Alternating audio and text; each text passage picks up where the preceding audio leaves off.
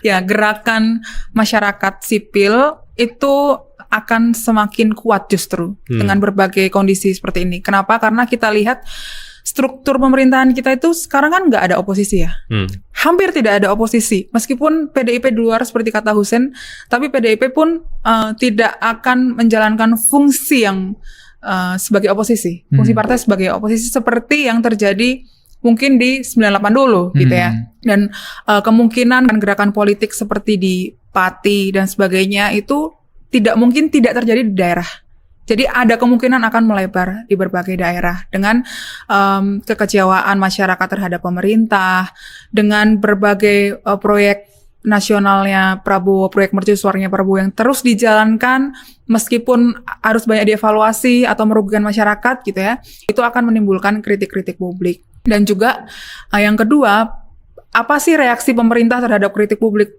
Kalau kita lihat ada indikasi pemerintah meninggalkan atau mengabaikan kritik publik untuk dijadikan satu bahan evaluasi yang khusus gitu ya.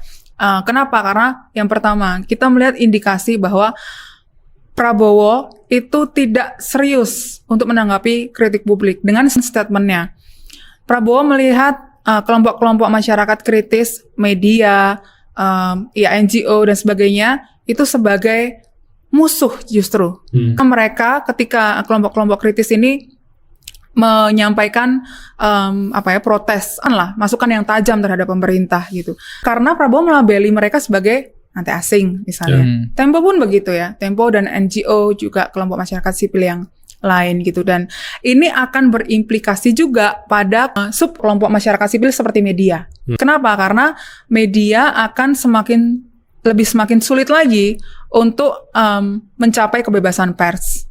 Di tahun 2025, LBH Pers itu mencatat ada 95 kekerasan pers terhadap wartawan ya. Dan itu meningkat daripada tahun-tahun sebelumnya. Berbagai kejadian, intimidasi, teror, ancaman itu juga dialami oleh pers seperti kita. Yang terakhir kemarin kita melihat ya, ada influencer yang menerima bangkai makhluk hidup gitu ya. Sama seperti yang Tempo alami ketika Maret 2025 dulu. Ketika kita menulis berbagai isu, terus kita mendapatkan teror kepala babi gitu ya. Dan itu mungkin yang nanti juga akan terjadi. Ada satu sebetulnya yang juga patut diwaspadai oleh pers, yakni revisi Undang-Undang Penyiaran. Yang tujuannya adalah untuk melemahkan pers, untuk membuat pers seperti kita itu tidak